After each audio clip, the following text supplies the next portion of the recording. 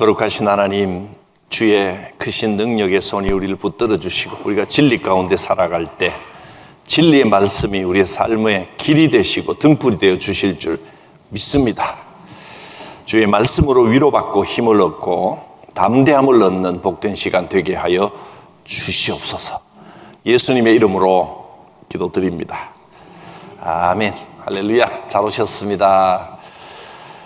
오늘은 21과 사도신경입니다.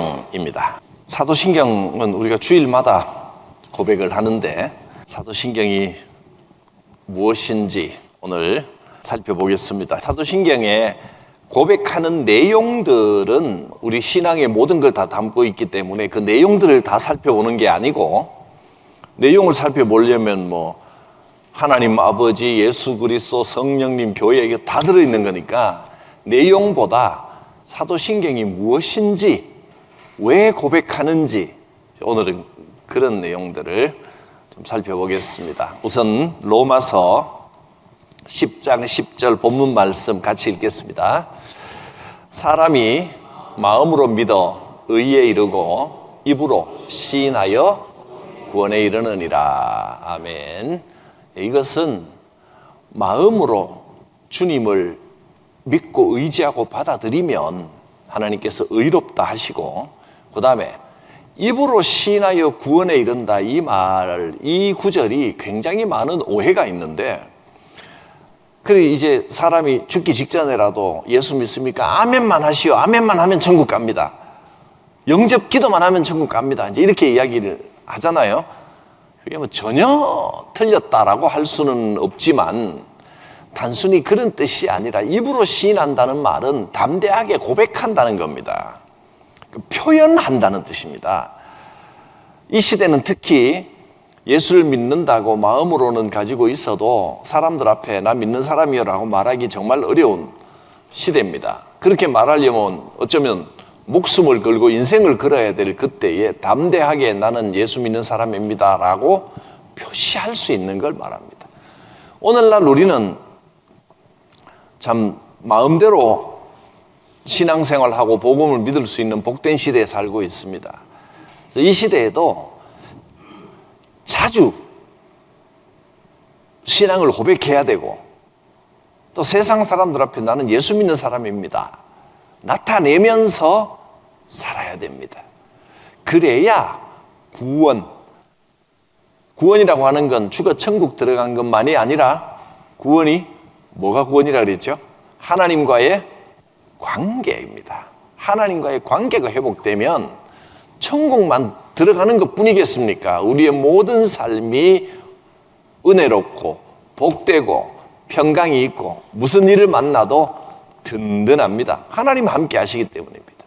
구원이란 하나님께서 함께 하시는 삶, 하나님과의 관계가 회복된 삶이 구원입니다.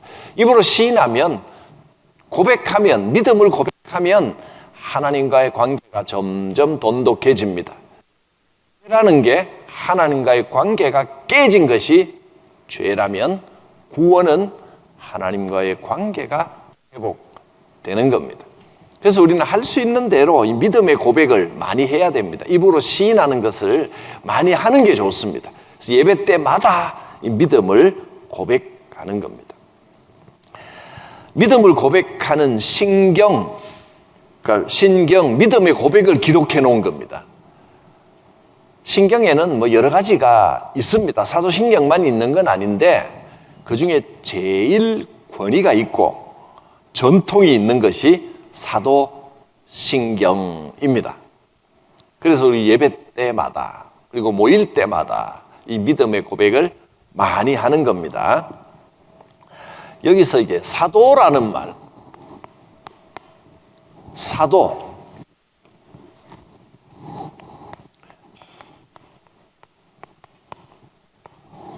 어포슬이라고 영어로는 그렇게 씁니다.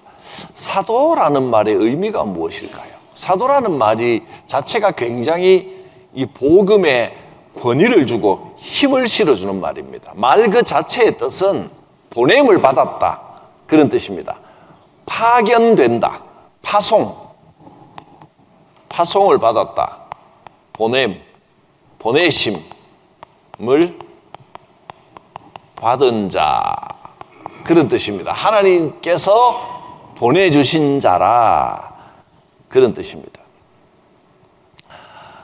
그러면 사도는 누가 사도일까요? 예수님 당시에 사람들에게 신뢰를 받고 인기가 좀 있었던 사람들을 다 사도라고 하느냐? 그렇지 않습니다.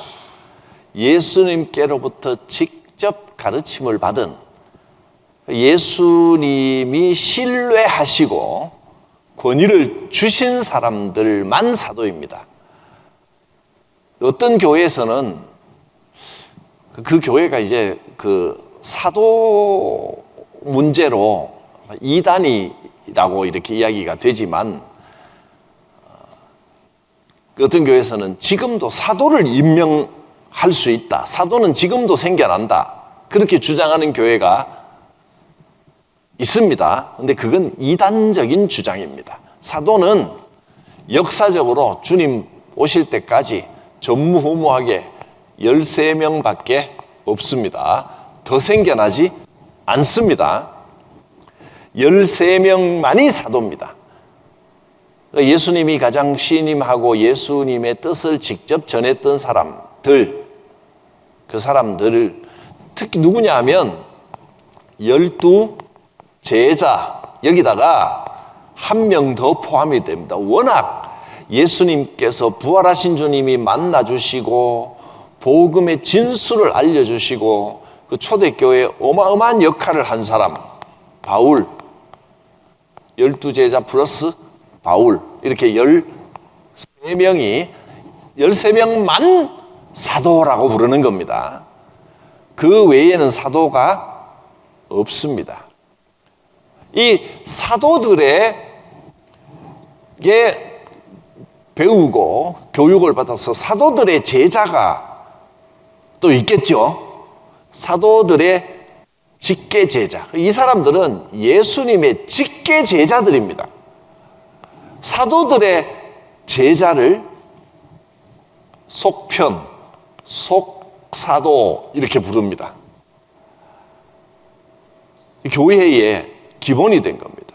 그 다음 시대, 이 사람들의 또 직계 제자가 있겠죠. 이때부터 이제 교회의 기초가 세워지는 겁니다. 속사도. 이 사람들을 교회의 아버지라는 뜻으로 교부라고 부릅니다. 교부의 제자들을 그 다음 세대라고 해서 속교부, 이렇게 교회의 역사가 이어져 내려오는 겁니다.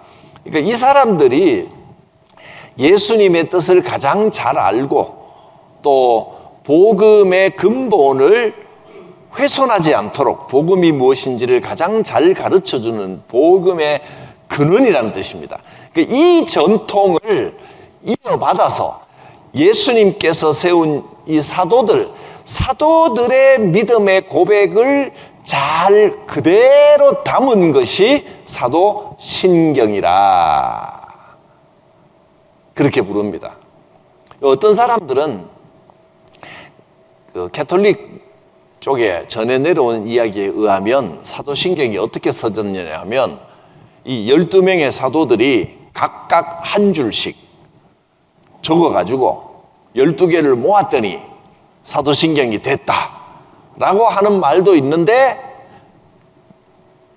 믿거나 말거나가 아니고 거의 믿을 수 없는 그 만들어낸 이야기인 것이 확실합니다. 사도신경은 많은 연구를 거쳐서 역사적으로 이분들이 사도들의 신앙, 사도들이 전해준 믿음의 가장 핵심이 무엇인지를 뽑고 해서 엑기스만 딱 뽑은 게 사도신경입니다. 신앙의 핵심 12가지가 12개의 고백이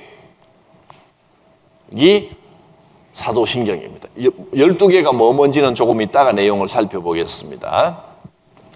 우선 이제 13명의 사도들의 신앙을 이어받은 것이 사도신경인데, 여기에는 우선 가룟 유다는 제외됐죠. 빼야 되겠죠. 빼고 그 다음에 가룟 유다 대신 뽑아서 제자로 삼은 마띠아가 포함이 됩니다. 가룟 유다 제외하고 마띠아 포함된 12명 그리고 사도 바울입니다. 제자들 12제자들 혹시 이름 기억하실 수 있겠습니까? 12명 베드로, 안드레, 야고보, 요한, 빌립, 바돌로메,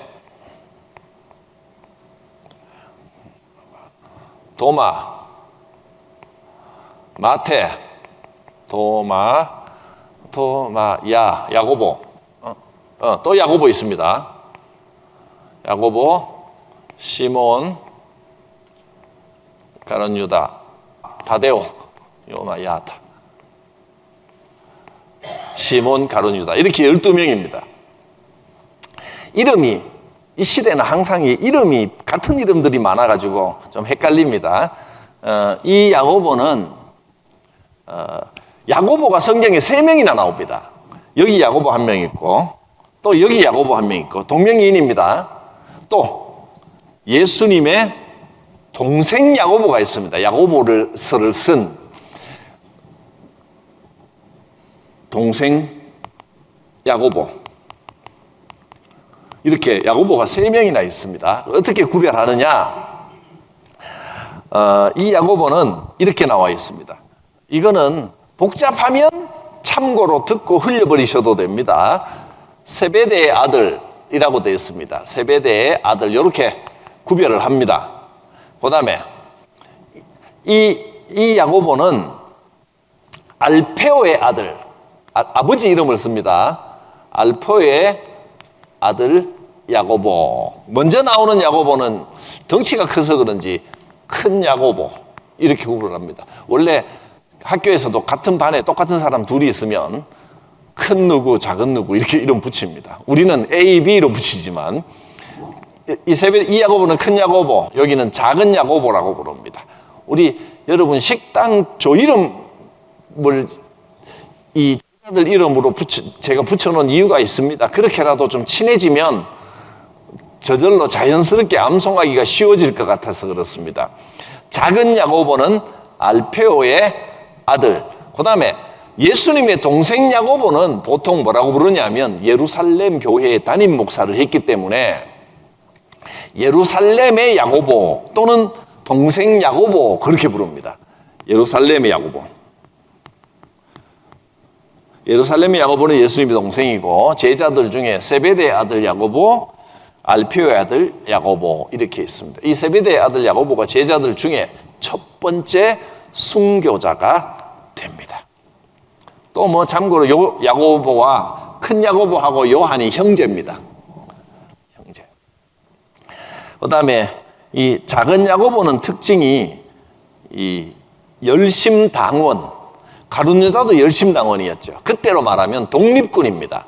그러니까 제자들 가운데는 여러 사상을 가진 사람들, 좀 급진적인 사상을 가진 사람과 심지어는 세리 출신 마태도 들어와 있고 온갖 종류의 사람이 다 들어와 있었다는 것을 알 수가 있습니다. 다데오가 유다 다데오입니다. 이 제자들 속사도니 교분이 속교분이 이것도 참고로 아시면 되고 제자들도 그렇구나 오늘 주제하고는 조금 다르지만 이름이 나온 김에 좀 말씀을 드렸습니다. 이 제자들이 예수님을 직접 보고 3년 동안 따라다니면서 예수님께서 직접 배웠기 때문에 이 제자들의 사상, 제자들이 가르쳐준 순수한 복음을 그대로 담고 있는 거기서 가장 중요한 거 우리가 나중에 혹시라도 나중에 이 신앙 고백이 변형이 되면 안 되겠다. 그리고 이 고백은 반드시 해야 되겠다. 라는 내용 12개를 제일 중요한 것만 뽑아서 집어넣은 것이 사도신경입니다. 자, 1번 한번 읽어보겠습니다. 사도란 예수의 직계 제자 12명 가룟 유다 제외 대신 마띠아과 바울을 포함한 초대교회의 위대한 스승 13명을 지칭하는 말이다. 잘 이해되셨고요. 2번까지 읽어보겠습니다. 사도들로부터 전해진 전통신앙의 내용들을 요약 정리하여 예배 때마다 암송하도록 한 것이 사도신경이다. 우리가 고백하는 이 믿음의 고백이 사실은 전통만 중요한 게 아니라 시대 상황이 변하면 그 시대상에 맞도록 고백하는, 시대가 변하면 우리 믿음이 적용되는 것도 좀 달라져야 되잖아요. 옛날 어떤 과학적이나 옛날 상식에서 고백된 걸 그대로 고집하는 것은 옳지 않습니다.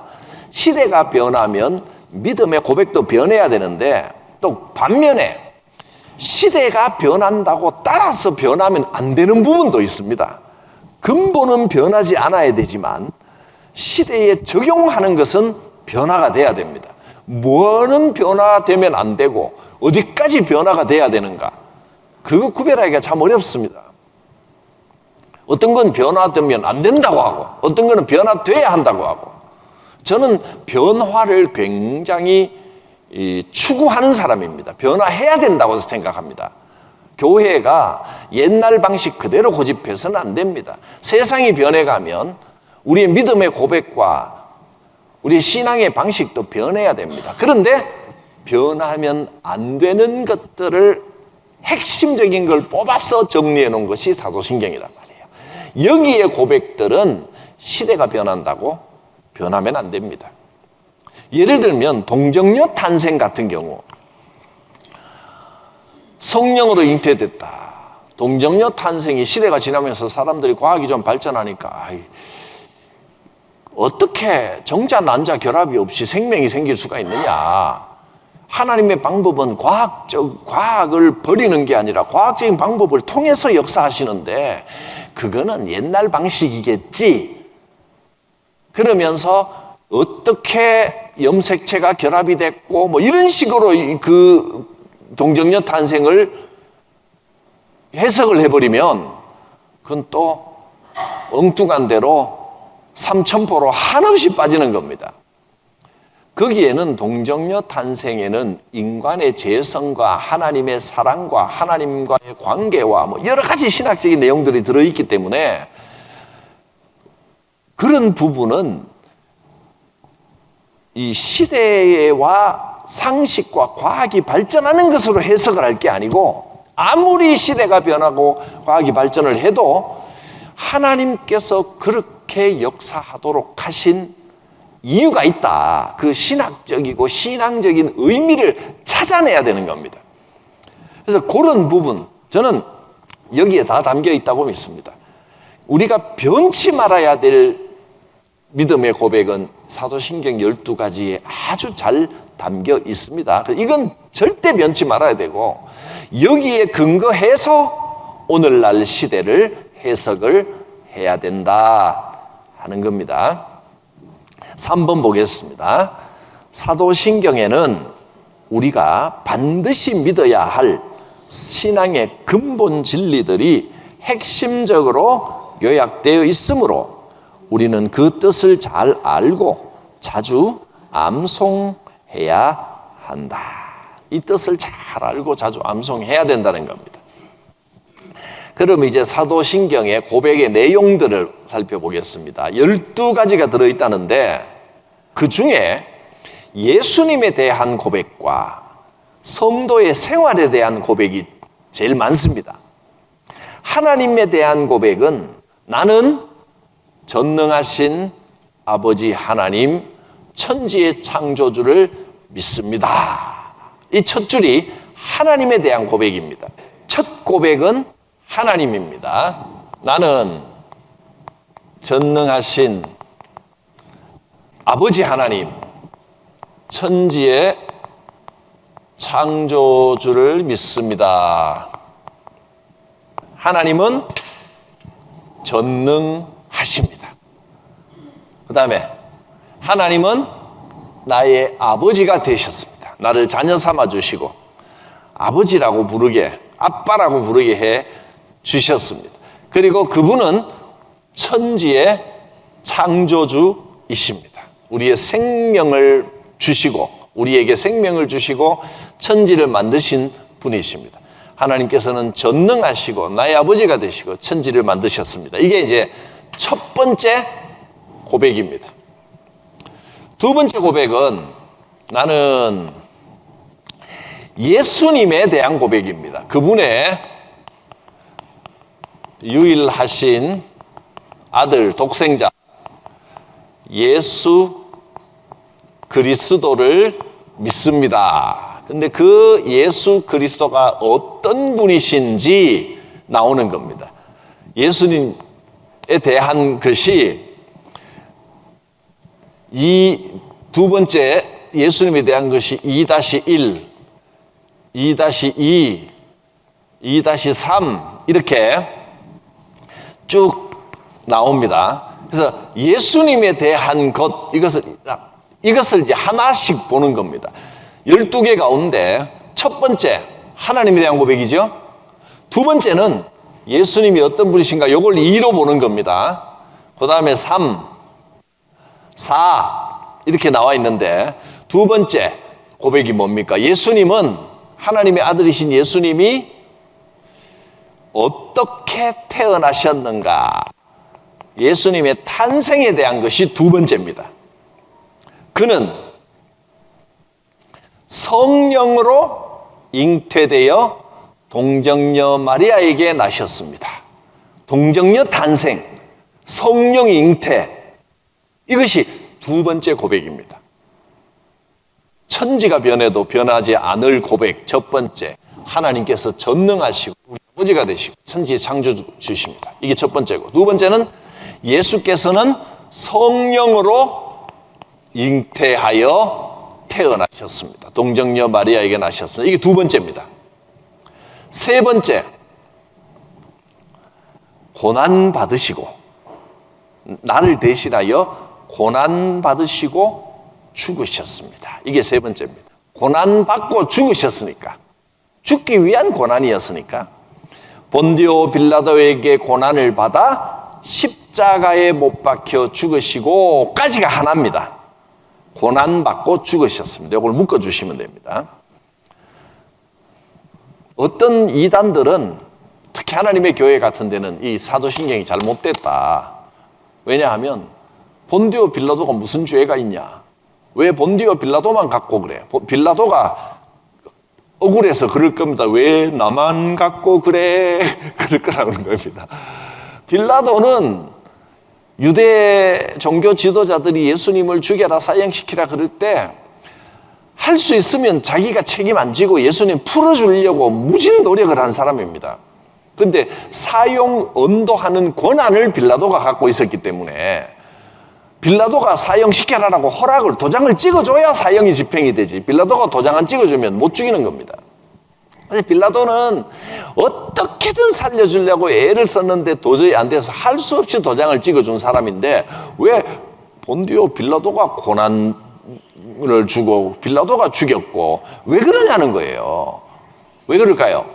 본디오 빌라도가 이런 겁니다. 한글 창제는 누가 했어요? 세종대왕이 했습니까? 세종대왕님이 하신 거 맞습니까? 세종대왕 혼자서 막 책상에 앉아서 만들어서 됐다 뭐 이랬습니까? 사실은 학자들이, 세종대왕이 통치하에 집현전 학자들과 뭐 여러 사람들이 만들었지만 어쨌든 대표로 세종대왕이 만들었다 뭐 이렇게, 물론 세종대왕은 거기에 지대한 영향을 미치고 방향을 이끌긴 했지만 어쨌든 그런 의미도, 본디오 빌라도에게라는 말은 빌라도의 책임하에, 또는 빌라도가 총독으로 다스리던 시대에 그런 뜻으로 보시면 되겠습니다. 어떤 개인이 누가 예수님을 고난 주고 죽였느냐, 괴롭혔느냐, 그걸 사실은 중요한 게 아니고 예수님이 고난 당하셨다는 사실 자체가, 고난 받고 죽으셨다는 사실 자체를 확인하는 겁니다. 그리고 본디오 빌라도라는 이름이 들어간 것이 중요한 것은 그 당시에 영지주의자들, 그노시스파라는 이단들이 가현설을 주장을 해서 성도들이 굉장히 혹하고 넘어갔거든요. 예수님은 진짜로 육체로 오신 게 아니고 인간의 몸을 입고 오신 듯 했지만 사실은 천사와 같은 영체로서 우리에게 오셨지, 어떻게 하나님이 고난을 당하고 하나님이 죽을 수가 있냐, 그렇게 보였을 뿐이다, 실제 인간으로 오신 게 아니다, 이렇게 주장하는 이단들이 슬슬 생겨나기 시작했습니다. 예수님이 실제로 있을 때는 눈으로 보니까 그런 사람들이 없었는데, 예수님 돌아가시고 제자들이 한 명, 두 명 이제 또 이제 직접 봤던 분들이 좀 죽고 이러면서 한 100년쯤 지나가니까 이 가현설주의자들이 또 판을 치는 겁니다. 아니, 설마 하나님께서 인간의 몸을 입고 오셨다고? 유대인들은 상상도 못 하겠다는 겁니다. 그럴 거 아닐 거다.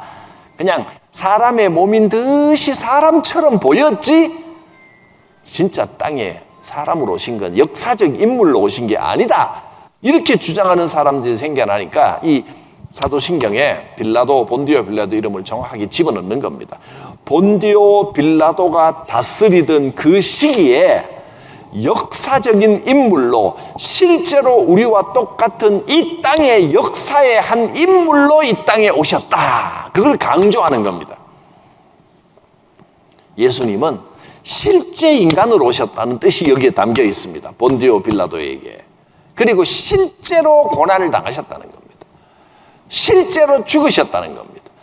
가현설주의자들, 영지주의자들은 예수님은 하나님이시기 때문에 하나님은 고난받는 것 같아도 진짜 고통을 느끼고, 하나님이 어떻게 고통을 느끼고 죽음하고 하나님하고 어떻게 연관이 되느냐, 그럴 수 없다 주장을 했지만 아닙니다. 실제로 예수님은 이 땅에 오셨습니다라는 믿음의 고백을 담고 있습니다. 자, 그리고 장사된 지 사흘 만에 죽은 자 가운데서 다시 살아나셨습니다. 부활. 또 하늘에 올라가셨습니다. 승천. 하늘 올라가셔서 어디 계십니까? 전능하신 아버지 하나님 우편에 앉아 계시다가, 그 다음에 재림과 심판, 거기로부터 올라가신 거기 하늘로부터 살아있는 자와 죽은 자를 심판하러 오십니다. 자, 여러분 한번 세어 보십시오. 첫째 하나님, 그 다음에 탄생, 고난과 죽음, 부활, 승천, 재림과 심판, 성령님, 교회, 그 다음에 1, 2, 3, 4로 갑니다. 영적 교제, 속죄, 부활, 영원한 생명. 12가지죠. 12개의 고백을 담고 있는 겁니다. 예수님에 대한 고백이 제일 많지요. 우리 신앙 고백의 핵심은 독생자 예수 그리스도이십니다. 그 다음에 예수님이 올라가시면서 주님 다시 오실 그때까지 성령을 우리에게 주셨습니다. 나는 성령을 믿으며. 성령의 뭐를 믿습니까? 성령이 어떻게 하셨다는 것을 믿습니까? 지금도 성령께서 도와주시고, 성령께서 인도하시고, 성령께서 가르쳐 주시고, 성령께서 위로하시고, 성령께서 깨닫게 하시고, 성령께서 충만하게 하시고, 이 성령님이 내 곁에서 보혜사로 나를 도와주신다는 사실을 믿습니다. 성령님 활동하심을 믿습니다. 자, 그 다음에 교회입니다. 교회는 거룩한 공교회라고 고백합니다. 거룩한 공교회. 교회는 거룩합니다. 여러분, 교회가 정말 거룩합니까? 여러분 보시기에 우리 성광교회가 온전히 거룩합니까? 웬만큼 거룩하긴 하지만 좀 안 거룩한 부분도 좀 보이지요. 사람들의 모임인데 온전히 거룩하기만 할 수 있습니까? 부족한 부분도 있고, 이 땅에 있는 교회는 완전히 거룩할 수 없습니다. 그런데 갈병의 이야기를 제가 말씀을 드렸죠. 교회는 이 땅에 우리 사람들의 모임이 교회인데, 예수님을 주님으로 믿는 사람들의 모임, 이 사람들의 모임을 하나님께서 허락하셨는데 사람의 모임이기 때문에 문제도 있고 부족함도 있고 다툼도 있지만, 그러나 하나님께서 인정하시는 그 안에 보이지 않는 교회가 있다는 거예요. 영적인 교회가. 그것을 보이는 교회가 있는 반면에 보이지 않는 교회, 하나님께서 인정하시는 교회의 본질. 그래서 본질이 있으면 이 땅에서 그 하나님께서 교회라는 본질을 주셔서 우리를 교회 되게 하셨는데, 이 땅에서 지내면서 본질에 이물질이 좀 끼겠죠. 이것저것. 그래서 부족하긴 하지만 하나님께서 원하시는 교회의 본질이 뭔지, 보이지 않는 교회가 뭔지를 우리가 다시 깨닫고 인식하면 보이는 교회의 약점들이 거룩한 교회, 하나님께서 인정하시는 보이지 않는 교회로 본질이 회복되는 역사가 있을 수 있다는 겁니다. 그래서 교회는 보이는 교회가 있는가 하면 보이지 않는 교회가 있습니다. 하나님께서 인정하시는 교회. 그래서 근본적으로 교회에, 보이는 교회에 많은 약점들이 있지만, 그러나 하나님께서 교회의 본질은 잘못된 게 아닙니다. 하나님께서 인정하시는 보이지 않는 교회는 근본적으로 거룩합니다.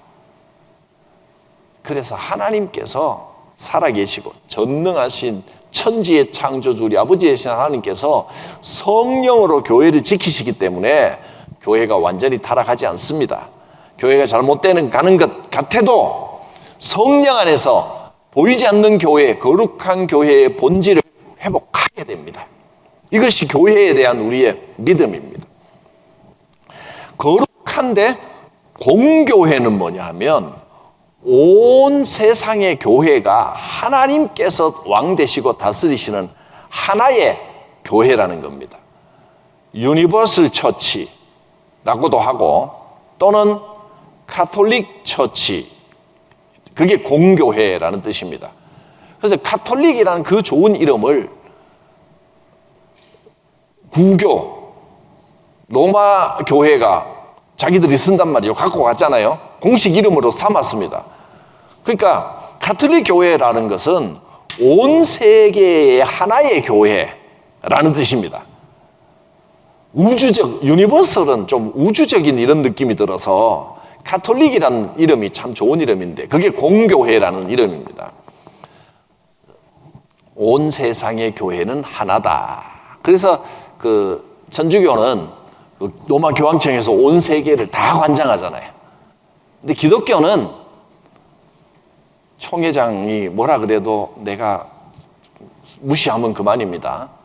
그래서 개교회주의입니다. 교회는 각각 성령님께서 이끄시는 독립된 그 독립성이 있다. 나는 성광교회 담임 목사로서 아무리 뭐 대형 교회 아니라 총회장, 노회장이 뭐라 그래도 내가 마음에 안 차면 그건 아니지요. 얼마든지 목 빳빳하게 세우고 이야기할 수 있습니다. 당당하게. 그러나 이제 뭐 또 우사람에게 순종하고 가능하면 복종하고 그래야 되지만 그럴 권한이 있다는 겁니다. 그러나 여러분, 인간의 조직으로는 독립교회지만 성령님께서 다스리는 하나의 교회를 인정해야 된다는 겁니다.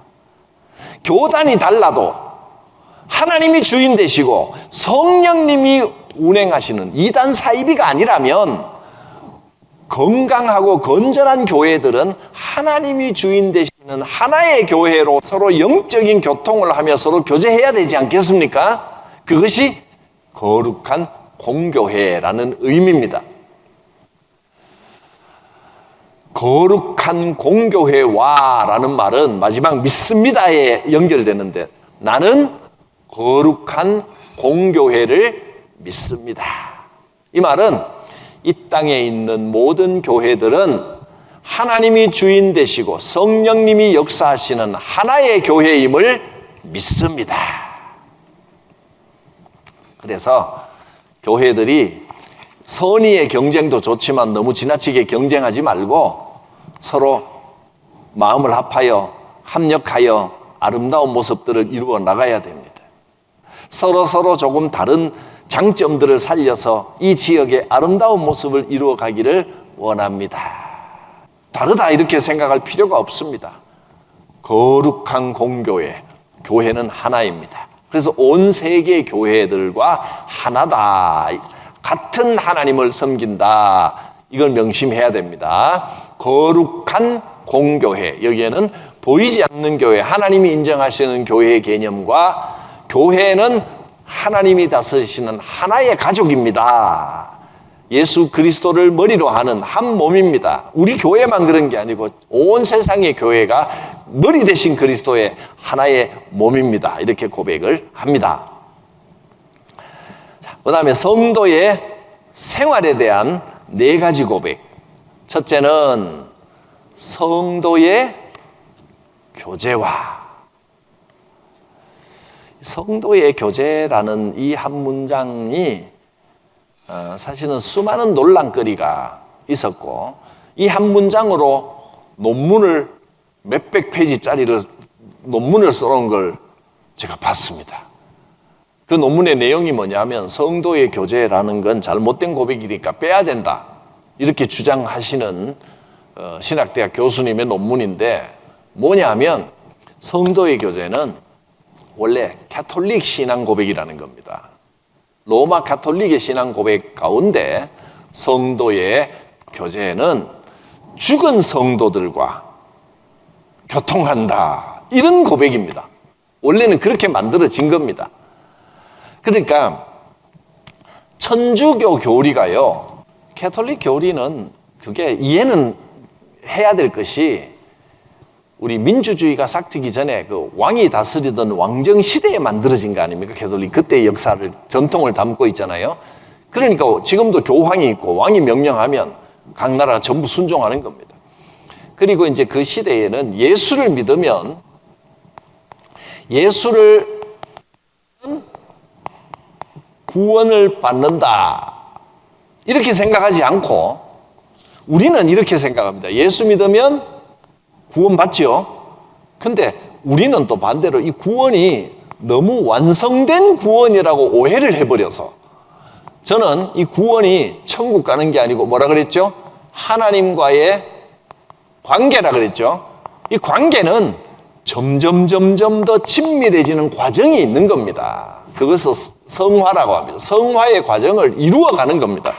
이미 구원은 됐지만 하나님의 자녀가 됐는데 구원도 계속되는 구원, 점점 깊어져가는 관계가 있어야 된다 이렇게 말했는데 천주교는 또 이게 반대로 예수 믿으면 바로 구원받는 게 아니라 구원받을 수 있는 선한 일을 할 수 있는 능력이 생깁니다.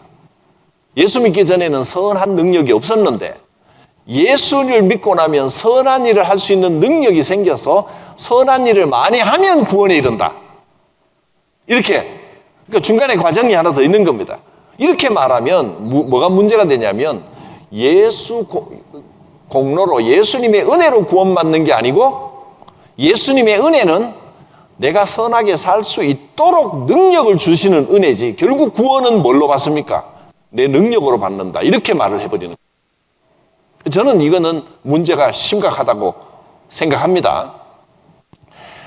또 이렇게 설명을 하다 보니까 무슨 문제가 생기느냐 하면 예수를 믿었는데 선을 별로 행하지 않고 착한 일 별로 안 한 사람은 천국에 들어갈까요? 못 들어갈까요? 입학은 했는데 졸업 점수가 안 되는 사람입니다. 애매한 겁니다. 또 능력으로 구원받는다면 그럼 예수를 안 믿었는데 선한 일을 많이 한 사람은 어떻게 됩니까? 이거는 인정 안 합니다. 예수를 모르고 다른 사람에게 잘해주고 어떻고 이게 인간은 근본적으로 이기적이기 때문에 죄가 많기 때문에 예수를 모르면 선한 일을 할 수 없다 이렇게 말합니다. 문제는 뭐냐 하면 예수를 믿었는데 여전히 이기적으로 살고 지 마음대로 하고, 여러분 이야기하는 거 아닙니다. 딴 사람 이야기입니다. 예수를 믿었는데 서로 다투고 미워하고 이렇게 살면 천국에 가야 될까요? 못 가야 될까요? 우리 믿음대로 하면 간단합니다. 내 힘으로 받는 게 아니라 예수님의 은혜로 받기 때문에 천국 갑니다. 그건 그러니까 안심해도 됩니다. 근데 캐톨릭의 설명에 의하면 예수 믿고 이 선한 능력은 받았는데 그 능력으로 선한 일을 하지 않았습니다. 천국에 가야 될까요? 가지 말아야 될까요? 이 문제로 엄청 고민이 되는 거예요. 그래서 어떻게 해결하느냐? 그렇구나. 예수님이 나와 함께 낙원에 있게 될 것이다 그랬는데, 그 낙원 개념 가지고 또 연구도 하고 막 이렇게 해서 천국이라고 다 같은 천국이 아닌가 보다. 예수를 믿었는데 착한 일을 많이 못했으면, 예를 들면 예수 믿고 착한 일을 한 60점은 넘어야 천국 가는데 예수를 믿었는데 30점밖에 안 돼. 그럼 어떻게 돼요? 나머지 공부해야지 뭐. 천국 가기 전에 죽어서 중간 단계 연옥이라는 데를 들어갑니다. 여기서 나머지 30점을 채워야 천국 들어갑니다. 연옥이 어디 있느냐? 천국 문 앞에 있습니다. 거기 가서 착한 일도 많이 하고 또 잘못된 훈련도 받고 그 연옥이 만들어진 겁니다. 이렇게 교리가 이렇게 되면 연옥설이 나오지 않을 수가 없습니다. 근데 문제는 또 뭐가 있냐면 30점짜리만이 문제가 아닙니다. 60점만 받으면 합격하는데 예수 믿고 99점을 받았어. 아니, 운전면허 시험은 60점만 받으면 되는데 왜 만점 받고 그래요? 만점 받으면 좋지. 근데 아깝잖아요, 그 점수가. 99점짜리도 있고 100점짜리도 있고, 이 사람들은 그냥 천국에 가서 똑같이 있기는 좀 그렇단 말이에요. 그러니까 이 사람들은 예수를 믿고 공로가 부족한 사람은 연옥 갑니다. 근데 공로가 남는 사람들, 그걸 뭐라 그러냐? 잉여 공로라 그럽니다. 남으니까. 공로가 남는 사람들은 어떻게 해요? 이 사람들은 자기가 남은 공로를 천국에서 부족한 사람들에게 좀 나누어 줄 수 있습니다. 내 거 20점 빌려줄 테니까 들어와. 이게 천주교의 정식 교리입니다. 잉여 공로설이라고 합니다. 그리고 연옥설이 있습니다. 공로를 나누어 줄 수 있는 높은 점수를 받은 사람들을 교황청에서 선별을 해서 그 사람들에게 공로를 나눠줄 수 있을 만큼 훌륭한 사람들을 세인트라고 부릅니다. 거룩한 성 누구 이렇게 부르는 겁니다. 성자를 앞에 성 프란체스코, 성 마테, 성 베드로, 이 사람들은 공로가 남는 사람들입니다. 그래서 공로를 받는 방법은 두 가지가 있습니다. 하나는 이 사람들에게 기도하는 겁니다. 그러니까 예수님께 기도를 하는 게 아니라 이 사람들에게 부탁 기도를 하는 겁니다. 공로 좀 나누어 주시옵소서. 그래서 여러분 천주교 성당 기도문을 보면 마리아여, 성 마리아여, 나를 위하여 간구하소서, 나를 위하여 빌어주소서, 예수님께 청탁 좀 해주세요, 부탁 좀 해주세요, 그 공로, 당신의 그 거룩한 공로를 내게 좀 나누어 주세요, 이렇게 기도를 합니다. 베드로를 향한 기도문, 무슨 누구를 향한 기도문, 그분들을 향하여 기도를 해서 공로를 얻거나, 또 여기서 자꾸 이제 하나 이렇게 구원론이 하나 잘못되니까 여기서 이렇게 가는 게 아니고 이렇게 가버리니까 온갖 이상한 것들이 다 생겨나는 겁니다. 하나가 잘못되니까. 또 뭐가 있냐면 자매 결연을 맺어줍니다. 세례를 받을 때 이 거룩한 잉여 공로를 가진 거룩한 훌륭하게 산 사람들의 이름을 하나씩 붙여줍니다. 그게 세례명입니다. 그분처럼 살게 되기를 원합니다. 닮아가기를 원하는 겁니다. 성도의 교제는 뭘 이야기하느냐 하면 죽은 사람들, 죽은 분들과 서로 영적인 교제를 나눈다고 고백을 하는 겁니다. 당신의 영적인 능력, 이 공로를 내게 베푸소서라고 하는 교제가 있다는 겁니다. 문제가 있죠. 이런 문제를 그 논문에 잔뜩 적어 놓은 겁니다. 또 이러다 보니까 캐톨릭에서 뭐가 또 문제가 생깁니까? 이 구원론이 하나 잘못되면요, 온갖 문제들이 다 생겨납니다. 이렇게 되고 나니까, 잉여 공로가 나오고 나니까 뭐가 또 문제가 생겨요? 심각한 문제가 생깁니다. 죽은 자를 위한 기도가 생겨버리는 겁니다. 죽은 후에도 우리가 열심히 그를 위하여 기도하면 그가 나의 은덕으로 천국으로 들어갈 수 있는 은혜를 잊게 되지 않느냐. 또 그러다 보니까 죽은 자를 위하여 헌금하시오. 헌금을 하면 천국행 티켓을 끊어줍니다. 그게 죽은 사람의 죄를 헌금을 많이 하고, 죽은 사람이 내 아버지 누구누구 우리 아버지 죄를 사해 주세요 하면 죄 사함 증명서를 끊어줍니다. 그러다가 돈이 필요하니까 성 베드로 성당 지으려고 면죄부 티켓을 엄청 남발하게 되는데, 루터가 그걸 보고 이제 자기도 신부였는데, 수사였는데 학을 뗍니다. 해도 너무한다 이거는. 그러니까 마틴 루터는 신부가 되고 난 다음에 신학생들을 가르치면서 수도원에서 수도도 하고 정말 로마서를 깊이 연구한 로마서 전문 학자입니다. 로마서 전공. 그런데 자기가 로마서를 공부하면 할수록 예수 믿으면 바로 구원받는다는 게 로마서에 너무나 명확하게 나와 있는 걸 점점 깨달았는데, 그래도 자기가 속해 있는 교회이기 때문에 이런 문제들이 좀 보여도 뭐 조금씩 논문을 쓰고 이렇게 했지만 다른 이야기 문제 제기를 크게 안 했어요. 근데 면죄부 팔고 이런 거 보니까 눈이 뒤집어진 겁니다. 이건 해도 너무한다. 이건 아닙니다. 그리고 성당 벽에다가 95개조 반박문을 써붙인 게 종교개혁의 시작이 되었습니다. 자, 성도에게 되는, 그래서 캐톨릭에는 장례식에 가봐도 이상한 거 뭐 중얼중얼 주문 같은 거 막 하잖아요.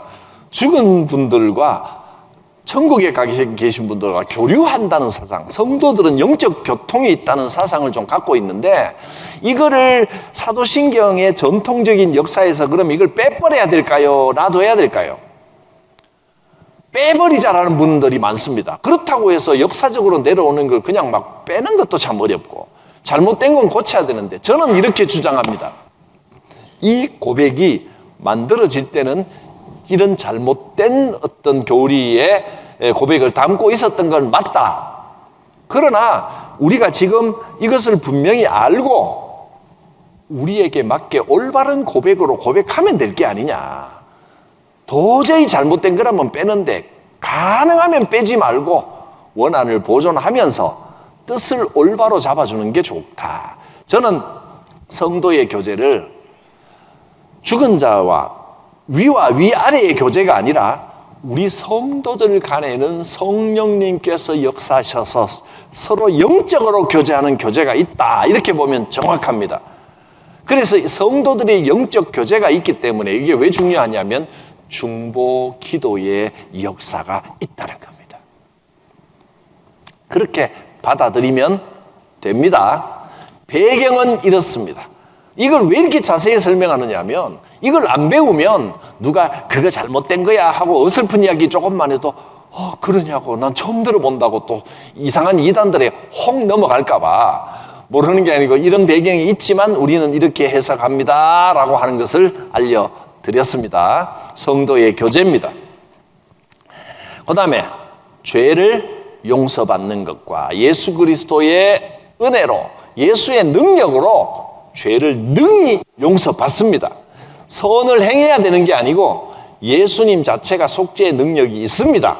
이렇게 볼 때 이거 아주 중요한 고백이죠. 이 고백이 속죄의 능력, 죄 용서함이 빠져버리면 예수 믿고 내가 능력을 뭐 행해야 된다, 이런 자꾸 인간의 노력으로 치우치는 잘못된 쪽으로 가게 됩니다. 그 다음에 몸의 부활과 영혼의 부활이 아닙니다. 몸의 부활입니다. 고린도전서 15장 부활장에 보면 천국에 가면 몸으로 부활합니다. 몸으로. 우리 영혼이 빠져나와서 천국에 유령들이 돌아다니는 그런 데가 아닙니다. 몸을 새로 갈아입듯이 이 몸은 이 땅의 흙에서 온 이 땅의 물질로 된 것이고, 천국 가면 천국의 물질로 된 완전히 새로운 몸을 갈아입게 됩니다. 그 몸이 어떤 건지는 가봐야 압니다. 그 몸은 세월이 지나도 늙는 몸이 아닙니다. 이 땅의 물질하고는 다릅니다. 천국은 영원히 지배하는 곳이기 때문에 시간에 구애를 받지 않습니다. 또 어떤 몸일지는 알 수 없습니다. 지금 여기서는 설명해줘도 모릅니다. 가보면 압니다. 분명히 몸으로 부활합니다. 지금 우리가 실제적으로 구체적으로 느끼는 것보다 더 구체적이고 실질적인 몸이 천국의 몸입니다. 이때부터 사람들이 자꾸 물었나 봐요. 어떤 몸입니까? 어떤 몸입니까? 그랬더니 이제 고린도전서 15장 보면 아시다시피 해의 몸이 있고 달의 몸이 있고 별의 형체가 있듯이 이 땅에 형체가 있으면 천국에 형체가 있고 이 땅에 속한 육신이 있으면 천국에 속한 육신이 있다. 몸이 있다. 어리석은 자여, 씨를 뿌리면 씨가 썩으면 거기에서 싹이 나고 나무가 되는 걸 알지 못하느냐. 이 땅의 몸은 씨와 같은 것이다. 씨는 진짜고 나무는 가짜다. 그렇게 말할 수 없잖아요.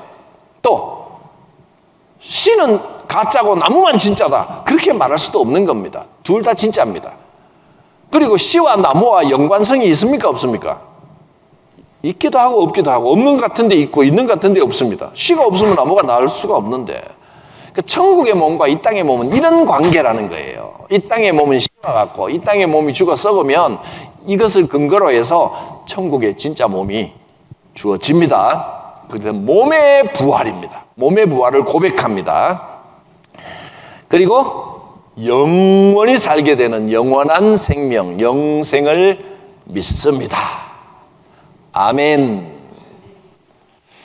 이것이 사도신경입니다. 주님 다시 오시는 그날까지 흔들림 없이 고백해야 할 우리의 고백입니다. 거룩하신 하나님, 이 크고 놀라운 진리를 우리에게 주심을 감사합니다. 또 사도신경을 통하여 복음의 근본을, 이 복음의 뿌리를 든든히 하고 주님과 동행하는 삶이 되게 하여 주시옵소서. 예수님 이름으로 기도드립니다. 아멘. 전능하신 하나님, 나의 아버지 되시는 천지의 창조주 하나님의 그 크신 사랑하심과 나를 위해 고난받으시고 죽으시고 부활승천하셔서 장차 재림하시고 심판하실 주 예수 그리스도의 구원의 은혜와 지금도 우리 가운데 역사하시고 곁에서 도우시는 성령님의 역사하심이 각 사람 머리 위에, 가정 위에, 믿음의 가문 위에, 성도들의 생업 위에, 주의 교회 위에, 이 나라 위에 충만히 임하시기를 축원하옵나이다. 아멘.